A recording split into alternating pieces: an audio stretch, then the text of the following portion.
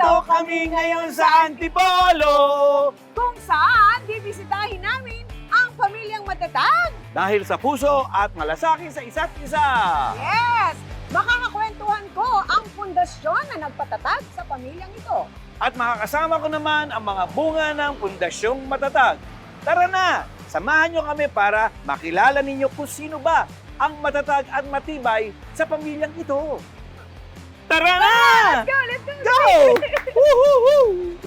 Okay mga kaibigan, sa ikalawang bahagi po ng ating episode, makikilala natin ngayon ang isang pamilya na tunay na halimbawa ng tibay at pusong nagbubuklod sa kanilang tahanan. Okay, from facing challenges together to celebrating small victories, makikita po natin kung paano nila pinapanday ang kanilang tahanan with both strength and heart. Yun po yun. Kaya sabay-sabay po nating alamin ang kwento nila mga kaibigan, ang kanilang struggles, victories at lessons na pwede nating aralin para sa ating sarili pamilya. Tara, simulan na po natin ito mga kaibigan, ang kwento ng pamilyang ito. Napakaganda po nito dito sa Ito ang Tahanan. From sales and marketing, okay, we have Nian and Jay Valenzuela. Ayan, yan po sila. And President of Heartland Incorporated, Ate Nelly D. Resplandor. Ay, hello, te, morning. And of course, Engineer Project Manager of Heartland, please welcome Meldrick Dinglasan. Ayan, kamusta na po kayong lahat dyan? Mabuti naman po. Yun, ayos yan. Okay ngayon mga kaibigan, simulan natin ang mas malalim na kwento ng kanilang pamilya. Makikita natin kung paano nila pinapanday ang kanilang tahanan. Built on strength and heart. Totoo po yan. At sa bawat pamilya, may kwento ng pagmamahal, tibay at pusong nagbubuklod. Kaya naman makikilala natin sila ng mas personal sa pamamagitan ng ilang mga katanungan. Ayan po. Okay po, una pong katanungan, ano ang pinahahalagahan ninyo bilang pamilya? Pinapahalagahan namin bilang pamilya yung family values na laging may pagmamahalan. Ano man yung mangyari, nagtutulungan. And katulad po nung nabanggit ninyo kanina, strengthen palagi with faith. So yun po yung mga pinaka-basic na basis palagi ng pamilya. Sinasama, nananalangin, Yun. humihingi lagi ng patnubay. Patnubay. Paano nyo naman po naipapakita ang pagmamahal araw-araw? Pagmamahal po araw-araw sa pamilya namin, bagamat kami ay abala sa paghahanap buhay. So, talagang sa simpleng tawag, inaalala namin yung aming isang bayan, kumain ka na ba? Mga ganun yung bagay. So, malaking bagay na po sa Meron po kaming group chat na bukod ng family, bukod din po dun sa business. Bagay. Kasi ano na ngayon yun Kumbaga, trend na sa bawat isa talaga yun. Communication, mas madali ngayon. Ano naman po ang pinakamahalagang aral na natutunan ninyo sa isa't isa? Open communication po palagi. So, napakahalaga po ng communication and yun, respect. And then kapag may mga ganun na challenges or mga hindi pagkakaunawaan, we make sure na it's all about the business. Hindi po namin isinasama agad kung ano man yung emotion. Dapat talaga, set aside yun. Pag-usapan natin yung tibay. Ito, importante ito Ano yung pinakamalaking hamon na hinarap ninyo bilang pamilya? Isa siguro dun sa magiging example ko si Neldrick. Kasi medyo matagal po siya sa abroad. Oh. I think nasa 15 years. Wow, So tagal 15 yun. years siya talagang may takot siyang umuwi. Dahil sa doon na siya nasanay kahit na paano, kasama niya yung pamilya. May alam siya na pagkukunan para sa pamilya at pang-aral ng mga bata. So, isa yon sa naging challenge para din sa kanya. Ganun din sa amin, though kami, matibay kami mula umpisa, mga bata pa kami, sanay kami sa mga challenges Pero, since may mga pamilya, inaalala rin namin na oo nga, pinipilit natin siya umuwi, pero baka pag uwi niya, Kaya ba natin? Wala. Oo, Walang yun yun eh. tuition, yung masustain lahat ng pag-aaral din ng mga bata, and ano. Lalo na may baby pa siya.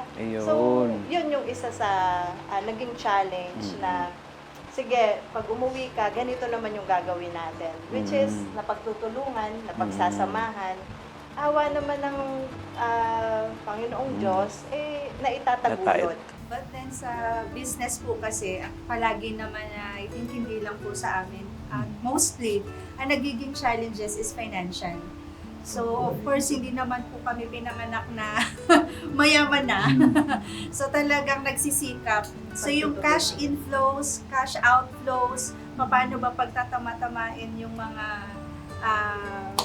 bills and sa lahat po ng cash inflows and outflows ng company, including dun sa pangangailangan ng bawat isang pamilya namin.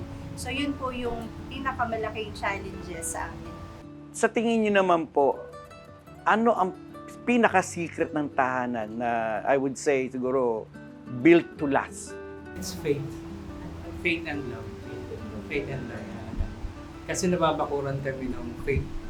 Laging nasa gitna yung faith. Then yung love kaya heartland siya. Yes. Faith, then Doon ka kukuha ng, kumbaga, inspiration mo or, di ba?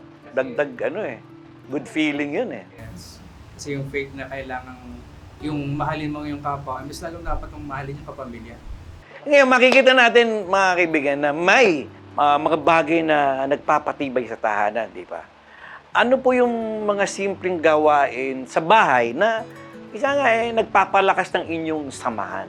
Simpleng gawain sa bahay siguro. Sinabi ko kanina, pag naman kami abala sa trabaho, hindi naman po pagdating namin sa bahay, yung minsan tutulungan din namin yung kapamilya namin. Minsan pag dadating kami, maayos-ayos pa naman ang pakiramdam na kami magluluto, Yes. kami ang mag-aano. So, ganun, yung pagtutulungan at pag-uunawaan po. So, andun lang sa amin palagi yung unity.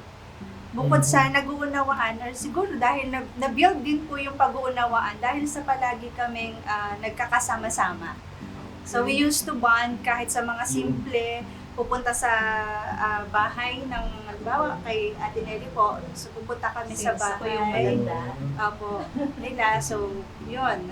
Yung nga sana gusto ko sabihin, yung, kumbaga, you have to, what do you call this? Have a break, ika nga. Kailangan mag-outing naman kayo, di ba? Actually, mas masaya po kami dun sa mga simpleng pupunta lang kami dun sa Yun bahay yung ng bawat nagiging- isa. And then, tawanan lang, simpleng usapan na mga palibasa, medyo mababaw lang naman din po yung aming kasiyahan. Mahalaga yun. Kasama na po namin yung aming mga anak pagkagano. Opo. Sama-sama. Gusto ko rin po itanong pala to, no? Kumbaga, paano ninyo tinuturuan ang mga anak ng pagmamahal at respeto?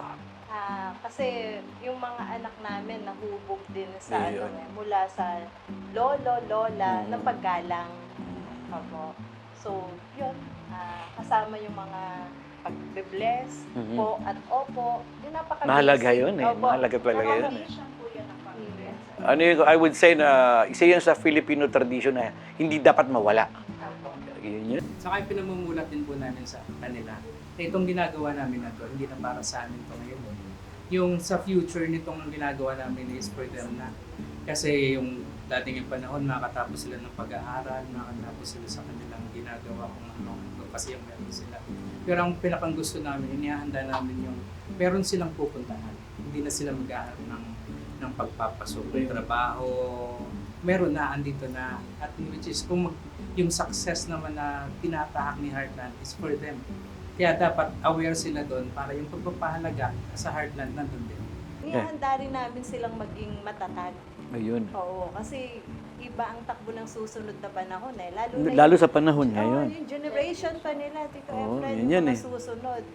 Mas mas Nagbabago yan eh, di mas ba? vulnerable din yung mga Tama.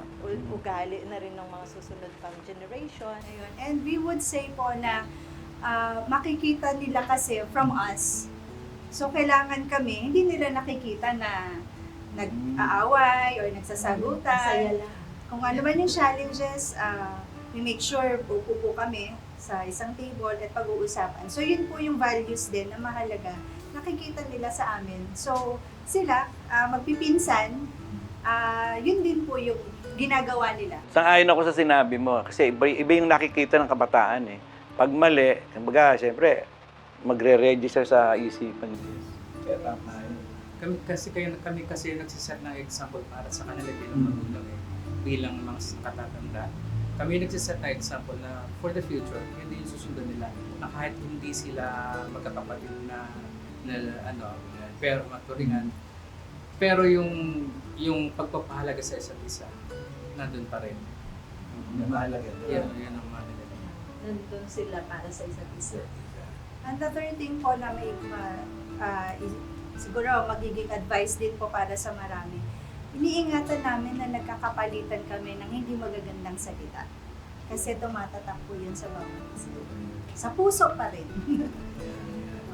Lalo na yung mga kahit na yung iba kasi pag masaya, may mga bad words. Pag nag-aaway, may mga bad words din. So sa amin, yun naman yung make sure namin na wala kami. Wala. Lalo na pag nandiyan ng mga bata. Okay, yan nga po mga kaibigan, at yan yung sinasabi ni Ate Nelly sa kanyang mensahe natin. I would say na, the heart makes the house a home. Yun eh. And the strength keeps it standing. Diba? Tama po yun eh. Kaya kung paano natin maipapakita ang pusong ito sa sarili nating pamilya, mga kaibigan, even simple gestures counts. Kasama yun eh. Quality time, kind words, as sabi nga po natin at pagtulong sa isa't isa. Yan eh. Hello mga ka-homemates! Good morning once again. This is your Tita Cynthia. Ayan, very formal pero hindi. Makakasama natin ngayon ang pundasyon ng pamilya Dinglasan. Alam niyo po, hindi niyo po naitatanong, nagkaroon din po ng karamdaman. Pero naku, pag nakita niyo siya, ang aming mami, nakasama ko ngayon, makikita niyo very beautiful, active, parang walang nangyari. Ayan, malalaman natin yan. Walang iba kundi si Mami Feli! Good morning, Mami Feli! Welcome po sa itong tahanan. Good morning no. Kayo. Sa inyo lahat.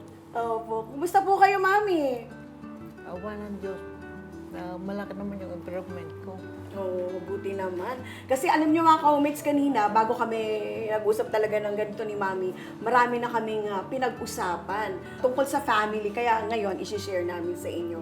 Mami, ilan po ba sila magkakapatid? 8 silang magkakapatid. Wow! Meron akong gustong malaman, pag-usapan natin yung pagkabata. Yung mga bata pa sila, yung mga Siyempre anak nung mo. mga bata pa sila, makukulit. Makukulit! Sino pinakamakulit sa kanila, Mami? Yung panganay, Ay, bakit? Anong ginagawa niya nung bata pa siya? kinukulit yung mga kapatid. Paano kulit? Ano ba? Binibiro. Mapagbiro. Mapagbiro. Eh, doon sa 8 yan, Mami, sino naman yung nakitaan nyo na bata pa lang na, itong anak kong to, ito yung mahilig magnegosyo. May Ayan, si Lily. Si Ate Nelly. Kahit na yung, ano ba yung green face, naliripak niya. Ay, ganun? Siya lang po ba? Si Ate Nelly lang po ba ang mahilig magnegosyo noon? Kahit nga ng green face, naliripak, binibenta sa mga Sa kaskwela. mga kaklase. Mga klase. Eh, sino naman ang matulungin sa kanila? Lahat naman sila tumutulong. Oo. Nung magkasakit nga, nung nasa ospital na ako, lahat sila nakalamay sa akin. Opo. Love ko yun. Opo. Siyempre, Mami, oo. Mami Feli, ano naman po ang naipasa ninyong aral sa inyong mga anak at kaapo-apuhan?